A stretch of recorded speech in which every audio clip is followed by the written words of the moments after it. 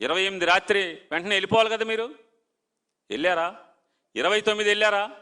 30 వెళ్ళారా? మీ డీసీపీని ఏమన్నా పిలిపించుకున్నారా?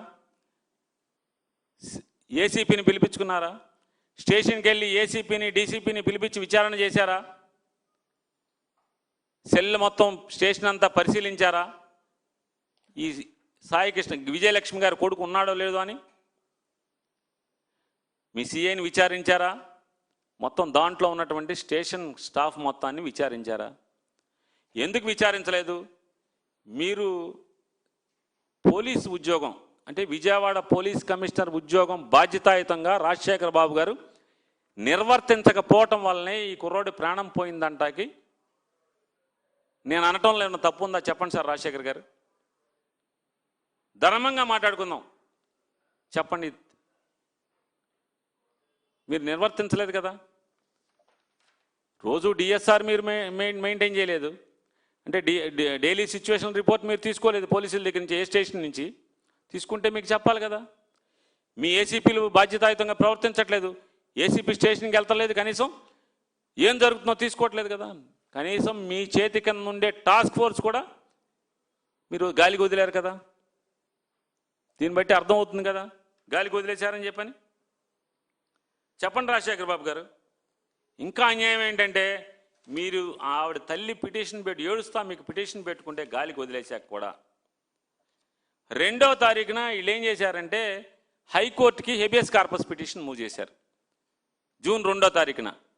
4వ తారీఖున కోర్టు మిమ్మల్ని పిలిపించింది. మిమ్మల్ని అంటే ప్రభుత్వం తరపున హోమ్ జీపీని పిలిపించింది. పిలిచి అరే బాబు అర్జెంటుగా తప్పు ఇట్లాంటివి చేయబాకండి, కింద కోర్టులో కానీ నా కోర్టులో కానీ తక్షణమే మీరు ప్రొడ్యూస్ చేయండి అని చెప్పింది. అయిపోయింది. అయినా మీరు ప్రొడ్యూస్ చేయలేదు. కనీసం మేము తీసుకొచ్చాం, అరెస్ట్ చేసి తీసుకొచ్చాం. మార్కాపురంలో అరెస్ట్ చేసి తీసుకొచ్చారు కదా. అరెస్ట్ చేసి తీసుకొచ్చి పోలీస్ స్టేషన్లో పెట్టారు కదా. మరి మీరు మీ ల్యాబ్స్ కాదా రాజశేఖర బాబు గారిది? మీ ఏసీపీ ల్యాబ్స్ కాదా? మీ డీసీపీ ల్యాబ్స్ కాదా ఇది? చెప్పండి సార్. మీ డీసీఆర్బీ ల్యాబ్స్ కాదా? మీ స్పెషల్ బ్రాంచ్ ల్యాబ్స్ కాదా ఇది? మీ కింద ఉన్న స్పెషల్ బ్రాంచ్ ల్యాబ్స్ కాదా? అంటే టోటల్గా మీరు విజయవాడ నగరాన్ని గాలికి వదిలినట్టే మనకు అర్థమవుతుంది కదా. పోలీస్ మాన్యువల్ మీకు లెక్కలేదు, పోలీస్ ఉద్యోగం లెక్కలేదు, ఈ ప్రజల యొక్క రక్షణ మీకు లెక్కలేదు. గాలికి నడుస్తుంది విజయవాడ నగరం రక్షణ బాధ్యతలు, అంతే కదా. 15వ తారీఖు మళ్ళీ హైకోర్టుకి వెళ్ళి ఏం చెప్పారు మీరు? ఏం చెప్పారు సార్ రాజశేఖర బాబు గారు? మీరు పార్టీ, డీజీపీ గారి పార్టీ, మీరిద్దరు హైకోర్టుకి ఏం చెప్పారు?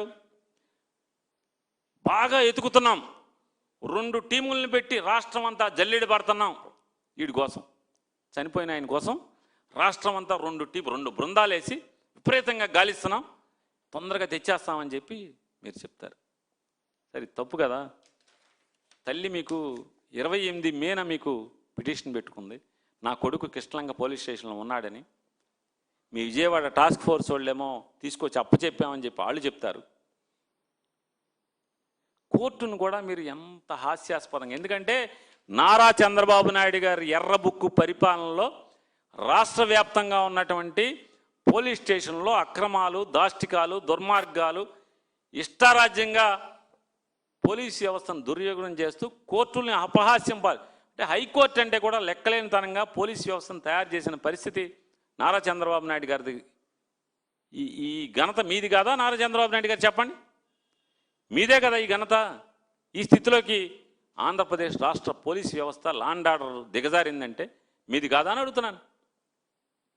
కోర్టుకి, హైకోర్టుకి అంటే అసలు ప్రతిపక్షం అంటే లెక్కలేదు, మనుషులంటే లెక్కలేదు, మీడియా అంటే లెక్కలేదు. ఎందుకంటే మీడియా మొత్తం సంకలో పెట్టుకుని తిరుగుతున్నాం అనేటువంటి దమ్ము కదా మీకు. హైకోర్టు అన్నా కూడా మీకు లెక్కలేదు, బాగా ఎతుకుతున్నామని చెప్తారంట. కోర్టు ఏం చెప్పింది? 29వ తారీఖున ఖచ్చితంగా మా ముందు ప్రవేశపెట్టండి, జూన్ 29న మా ముందు ఖచ్చితంగా ప్రవేశపెట్టండి అని చెప్పింది. ఇది న్యాయమా అని అడుగుతున్నారు రాజశేఖర బాబు గారిని. ఇది కరెక్టేనా సార్? మీరు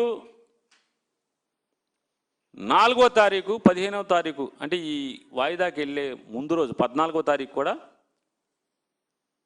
సిట్ అధికారులారా నేను అడుగుతున్నాను, హైకోర్టులో హేబియస్ కార్పస్ పిటిషన్ వచ్చినప్పుడు విజయవాడ సిపి గారి ఆఫీసు యొక్క సీసీటీవీ ఫుటేజీలు కూడా తీయాల్సిన అవసరం ఉంది ఖచ్చితంగా.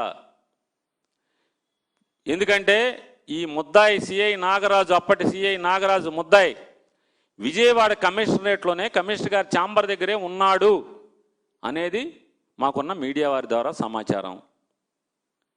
4వ తారీఖు 3వ తారీఖు అక్కడే ఉన్నాడు, 4వ తారీఖు ఉన్నాడు, జూన్ 14 అక్కడే ఉన్నాడు, 15వ తారీఖు కూడా అక్కడే ఉన్నాడని చెప్తున్నారు. తీయండి మీరు సిట్ బృందం. మరి మీరెందుకు సిపి ఆఫీస్కి వెళ్ళి విచారించలేదు? విచారించాలి కదా.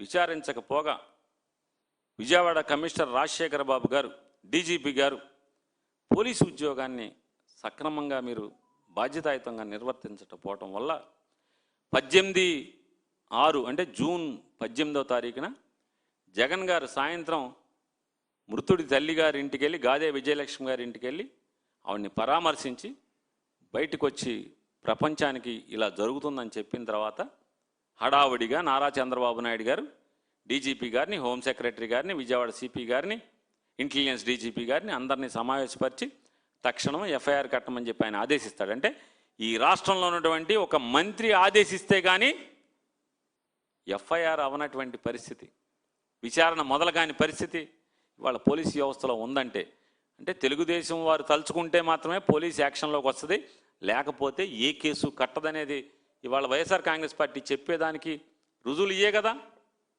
మా ఘోష, మా బాధ, మేము చెప్పేటువంటి అరణ్య రోదన ఇన్నాళ్ళు ప్రపంచం అంతా చూస్తుంది కదా. ఇవాళ ఏం జరుగుతుందో మీరు చూస్తున్నారు కదా. తెల్లారుజామున అంటే రాత్రి 9 గంటలకి ఆ తల్లిని ఎక్కించుకెళ్తారు పోలీసులు, తెల్లారుజామున 2 గంటలకు ఎఫ్ఐఆర్ అవుతుంది. ఇది రెడ్ బుక్ పాలనలో విజయవాడ లాకప్ డెత్ జరిగినటువంటిది. ఇదైతే ఇవాళ రిమాండ్ రిపోర్ట్ ఎంత కంటి తుడుపు చర్య అంటే అంత డొల్లే. అసలు విజయవాడలో పోలీసు వ్యవస్థ, పోలీసింగ్ జరగట్లేదనేది వీళ్ళు ఎక్కడ విచారణలో చేయరు. అసలు వాస్తవం అదే కదా.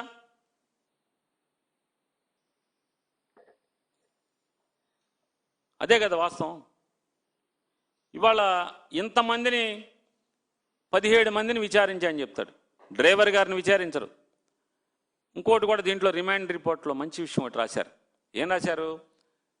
ముద్దాయి సెల్ ఫోన్ని, ముద్దాయిని ఇద్దరిని కూడా సెంట్రీ కానిస్టేబుల్కి అప్పచెప్పాము అని చెప్పి రాశారు. అని ఎవరు చెప్పారు? A7, A8, A9 ఎవరో చెప్పారు. సారీ, విట్నెస్ సాక్ష్యం 7, సాక్ష్యం 8, సాక్ష్యం 9. ఈ 7, 8, 9లో ఎవరో ఒకళ్ళు అప్పచెప్పాం అని చెప్పారు. సెల్ ఫోన్ అంటే ఎవరిని పట్టుకున్నా ఫస్ట్ సెల్ ఫోన్ లాక్కుంటారు, అవును కదా. ఈ అప్పటి సిఐ ముద్దాయి నాగరాజుని, ఈ మర్డర్ కేసులో ముద్దాయి నాగరాజు సెల్ ఫోన్ సీజ్ చేసినట్టుగా మీరు ఎందుకు రిమాండ్ రిపోర్ట్లో రాయలేదు? మీ విచారణలో ఎందుకు రాయలేదు సార్? అంటే తీసుకోలేదా? 1 ఉన్నాయా, 2 ఉన్నాయా, 3 ఉన్నాయా, ఎన్ని ఫోన్లు ఉన్నాయి ఆయనకి? తీసుకున్నారా? ఎందుకు తీసుకోలేదు? రెండవది, ఆయన సస్పెన్షన్ అయింది, ఆయన విఆర్లోకి వెళ్ళిన దగ్గర నుంచి ఇప్పటి వరకు ఆయన ముద్దాయి నాగరాజు గారు, సిఐ ముద్దాయిగా ఉన్నటువంటి పాత సిఐ నాగరాజు ఎవరెవరు కలిశారు, ఏ అధికారులు కలిశారు, ఎంతమంది కలిశారు, ఎందుకు కలిశారు విచారించరా అని అడుగుతున్నాను. విచారించాలి కదా. మీడియా చెప్తుంది అసలు ఇంటి బయట, నాగరాజు ఇంటి బయట మీడియా కెమెరాలు పెట్టి కూర్చుంటే జంకు బొంకు లేకుండా మొత్తం పోలీసు అధికారులు అందరూ ఆ ఇంట్లోకి వెళ్తున్నారని మీడియా చెప్తుంది. అసలు ఒక్కడికి భయం లేదు సార్, అసలు ముద్దాయి ఇంటికి ప్రతోడు వెళ్తున్నారు సార్ అని చెప్పాను. ఆఫీసర్లు అందరూ వెళ్తున్నారంట. ఎందుకు వెళ్తున్నారు? ఎందుకు వెళ్ళారు? అతను కాల్ డేటా తీసుకున్నారా? కాల్ డేటా ఎందుకు తీసుకోలేదు? ఎప్పటి నుంచి తీసుకోవాలి? సీసీటీవీ ఫుటేజ్ తీసేసిన 1వ తారీఖు నుంచి జూన్ 1వ తారీఖు దాకా, లేకపోతే ఈ రోజు దాకా సీసీటీవీ అరెస్ట్ అయ్యే వరకు, మీరు అరెస్ట్ చేసే వరకు, నిన్న మధ్యాహ్నం 12 చిల్లరకు అరెస్ట్ చేసి చూపించారు. నిన్న మధ్యాహ్నం దాకా అతను కాల్ డేటాను ఎందుకు తీసుకోలేదు? ఎవరెవరితో ఫోన్లో మాట్లాడుతున్నాడు, ఎవరెవరు అతనికి గైడెన్స్ చేస్తున్నారు, ఏం జరుగుతుంది, అతను ఏం సాక్ష్యాలను కప్పెడుతున్నాడు, సాక్ష్యాలను తారుమారు ఏం చేస్తున్నాడు. ఇది ఒక ఐజీ, ఇద్దరు ఎస్పీలు, ఒక అడిషనల్ ఎస్పీ, నలుగురు కలిసి చేసినటువంటి అత్యంత అద్భుతమైన నారా చంద్రబాబు నాయుడు గారి యొక్క ఏలుబడిలో ఉన్న దర్యాప్తు ఇది. రాష్ట్రం అంతా అట్టుడికిన కేసులో మీడియా వాచ్ కంటిన్యూస్గా సెకండ్ మీడియా వాచ్లో ఉన్నటువంటి ఈ కేసులో పోలీసు విచారణ ఇది.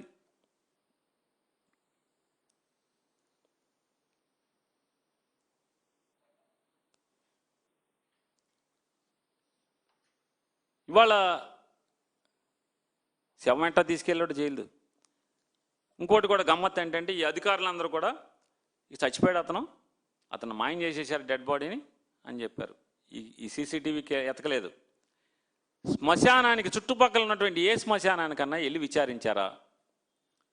ఎవరెవరిని విచారించారు? వారి పేర్లేంటి? వారి ఊసు ఎందుకు లేదు ఇందులో? మరి వెళ్ళాలి కదా. ఏ శ్మశానంలో ఎక్కడ ఏం చేశాడో చుట్టుపక్కల అంటే బూడిద చేయాలంటే శ్మశానంలోనే చేయాలి కదా, లేకపోతే బయట అజొచ్చేస్తుంది కదా. వేరే ఎవడో ఇంటికి తీసుకెళ్తే, ఎవరో ఊరు తీసుకెళ్తే, ఎవరో పొలంలో తీసుకెళ్తే ఏంటి ఎవడో శవాన్ని తెచ్చి మన ఊళ్ళో మన పొలంలో కాలుస్తున్నాడని అనుమానం వస్తుంది కదా. మరి మీరు ఎందుకు శ్మశానాలకు వెళ్ళి విచారించలేదు? విచారిస్తే ఎందుకు మీరు దీంట్లో ఛార్జ్షీట్లో చెప్పలేదు శ్మశానంలోకి ఏ శ్మశానంలో ఎవరిని విచారించారనేది?